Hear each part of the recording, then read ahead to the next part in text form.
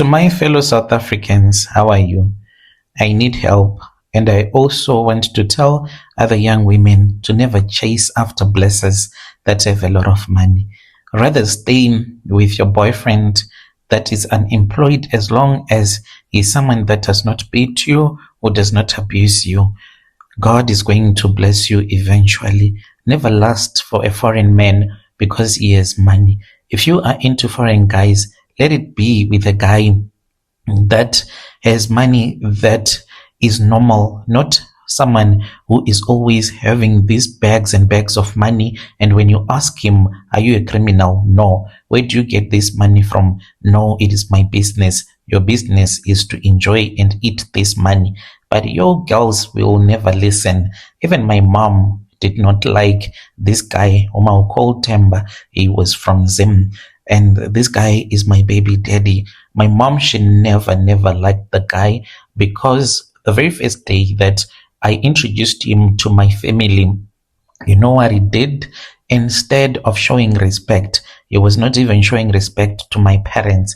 He was treating me as if I was a commodity. He pulled out money, which was 20K, and then he gave it to my father directly. It is something like in our culture, it is not supposed to be done because this was like just a formal first time introduction and he was all over the place. And that is how he is, Temba. Even when you go around with him, he's always mocking poor people. And it is always painful for me because I come from a poor family as well. When I moved to Secunda to start my job at Sasol, I was so excited and life was so good. So most of the people, they thought that God had finally done it for me because it was through Temba that I had gotten this job. They said he has found a blesser who actually loves him. But let me tell you, there is no love in a ritual contract. This man, he used me. I met Temba when I was at my lowest. I was only 31 years old when I met my blesser. So when I met him, it was okay. There was no problem at all. I fell in love with him because I only wanted his money. I was broke, a 31-year-old single mother with a boyfriend who is unemployed. All that I had was a CV that no one even wanted to look at. He was a Zimbabwean guy who told me that he was going to take me to another level and he was my destiny. He said to me, I'm going to help you because I have friends, and he was going to get a job for me. And I said, okay, thank you very much. We told me this when we were sleeping at a lodge because we met on a dating application on Tinder. I did not know that this guy, he was part of a dark brotherhood. They use women in their cult. He's supposed to be with the baby mama that he is always using for rituals. And if he had told me the truth from the start that he was going to be using me for rituals, there was no way that I was going to be agreeing to be used by a man. Within 3 weeks of meeting him, I was called for an interview at Sasol. Not even qualified for the position, but I was hired, Bro Nash. He did not ask the questions, the man who was interviewing me, and he just told me that I was going to get hired even as the interview was going on. So I got the job on the spot, and the salary, it made my head to spin. The first night, he came to my flat and there was always an issue, even on the first night that we slept together. Me and Temba, we could not have sex whilst we were enjoying. That night when we slept at the lodge, I was even screaming in pain because I was not used to his manhood, but he told me that I was going to get used to it. The problem with my baby daddy, who is my blesser, he has an oversized manhood. It is just too much. Whenever he sleeps with me, I feel as if I am giving birth. I can't enjoy. I have been bleeding ever since I started sleeping with this guy. I have bled almost each and every time when I sleep with him, and he does not want to listen to me when I tell him that it is painful. It seems as if he enjoys me being in pain and not enjoying the sex as well. So because of the money, I stayed in the relationship with him. So I ended up telling him that I can't do this anymore. And he started complaining and he said, now that I have gotten a job for you, that is why you are telling me that you can't take this anymore. Please, I still need you. And that was when I discovered that I was pregnant. By then, I had to see a doctor for internal tears. If you have ever slept with a man, then you go to a doctor because he has damaged you internally. Then you understand the pain that I am talking about. Most of you women, you only experience this when you are giving birth. Now picture this. I only experience this when I am sleeping with him. So as we were dating, I then told him that we can't be sleeping with each other on a daily basis whilst he puts me in all of this pain. So I then thought about leaving this guy because of the pain. Then I started dating another guy who is South African, and being with him, it was a little bit better because during the month, maybe for 3 weeks, I'll be with him. Then for 1 week, I'll be resting because Temba would have come to my apartment, sleeps with me, and then he damages me, and I have to sit inside a dish that will be having warm water and salt so that I can feel a little bit better. So I said, okay, it's fine if I am going to sacrifice, then let me sacrifice for this. So I then ended up cheating on Temba, and he said that he was going to punish me for cheating on him whilst I was pregnant.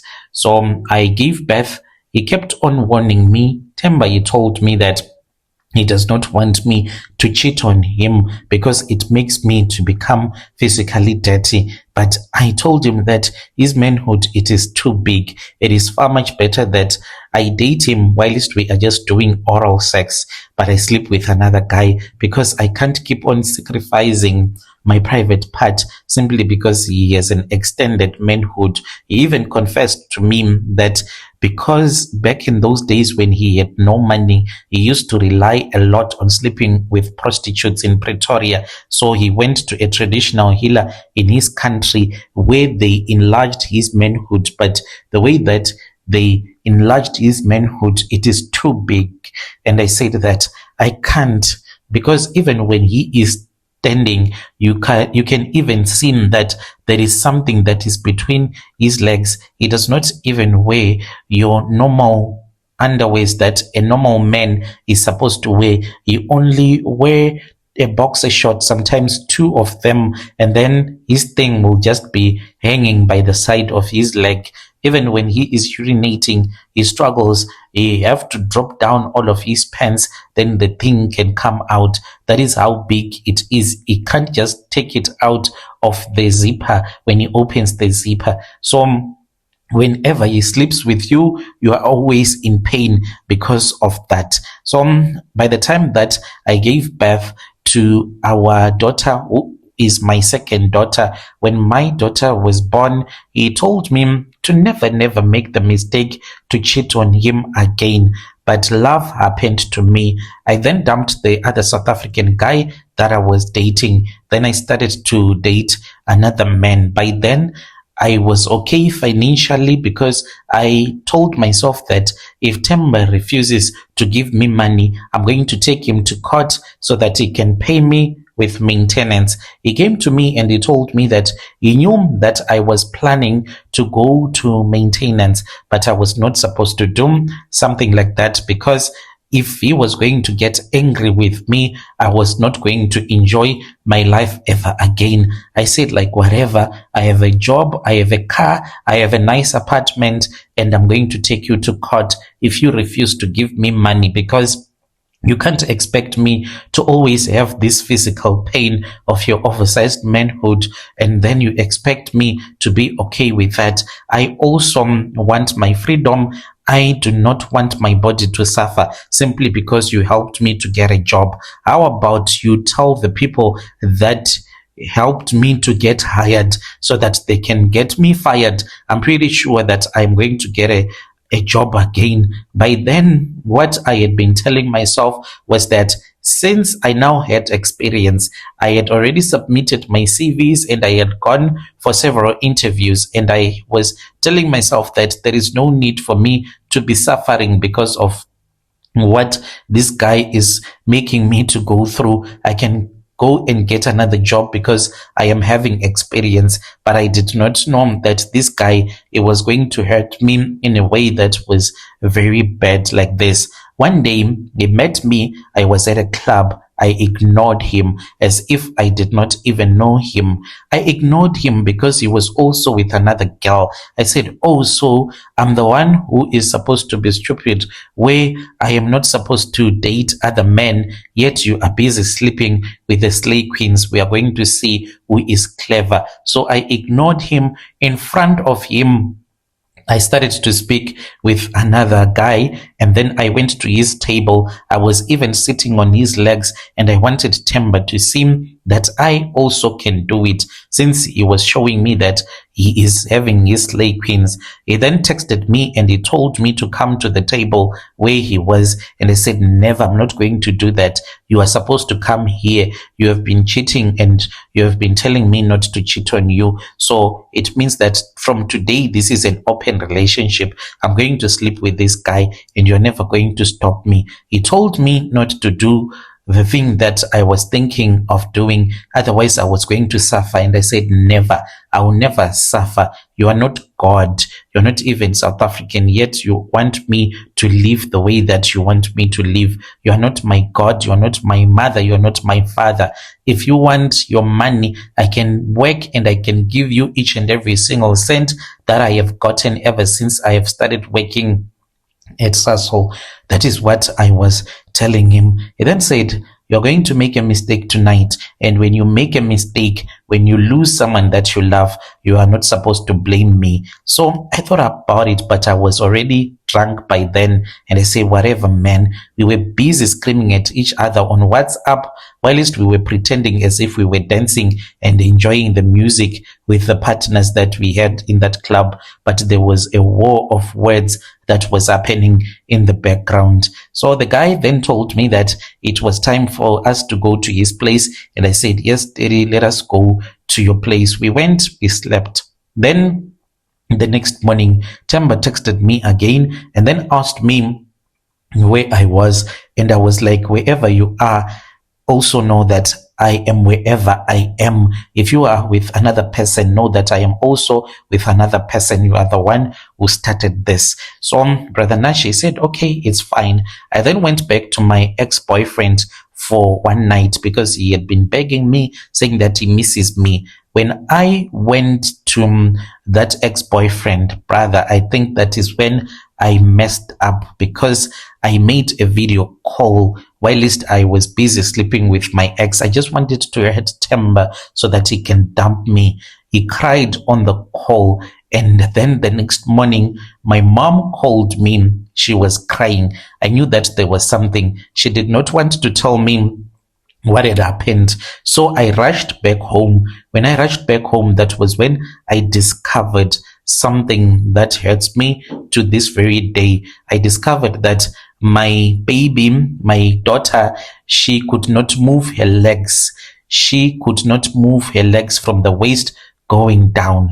I started to go to different doctors. By the time that my daughter, my firstborn, died, I had spent thousands at different private clinics around Pretoria. I took her to a specialist who deal with spinal issues. He sat me down and said, ma'am, I've never seen anything like this. Her brain is okay, but I don't know what is happening. There is something wrong with the spinal cord. Bro, that is how my daughter became a crippled. My daughter then died 4 months down the line. She just woke up and she was no longer breathing. And I cried. We buried my daughter. So I called my blesser and I told him that this is what had happened. And he said, I told you, you were not supposed to cheat on me.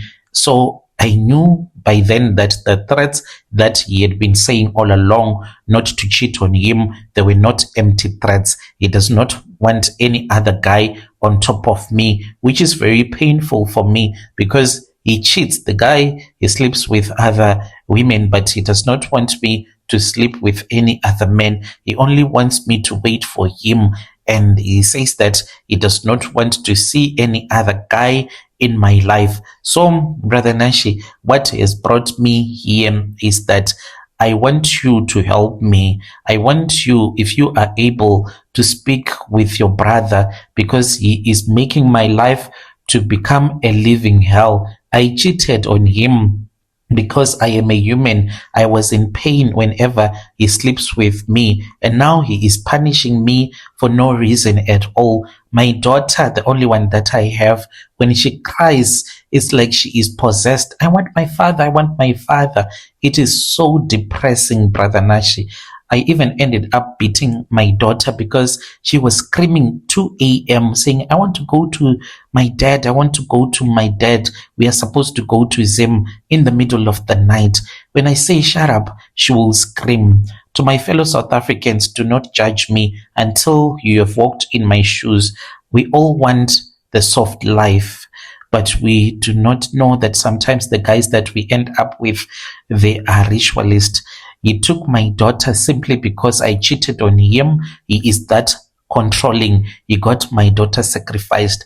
I'm still staying in the same apartment that he is paying for. Soon after my daughter had died, when I understood that I'm not supposed to cheat on him, he bought a car that I am driving right now. I do not want to lose the lifestyle because already I have lost my daughter. My daughter died, and when my daughter died, I also died with him. I feel as if I am a prisoner in this relationship. Your dear listeners, right there was a message that was sent to us by our dear sister. You can give me the phone numbers of your boyfriend, hoping that he will speak. You would want to speak with me, and I can hear what he wants from you. Let us speak with our dear sister in the comment section. Strange things indeed they do happen in this world. Yo.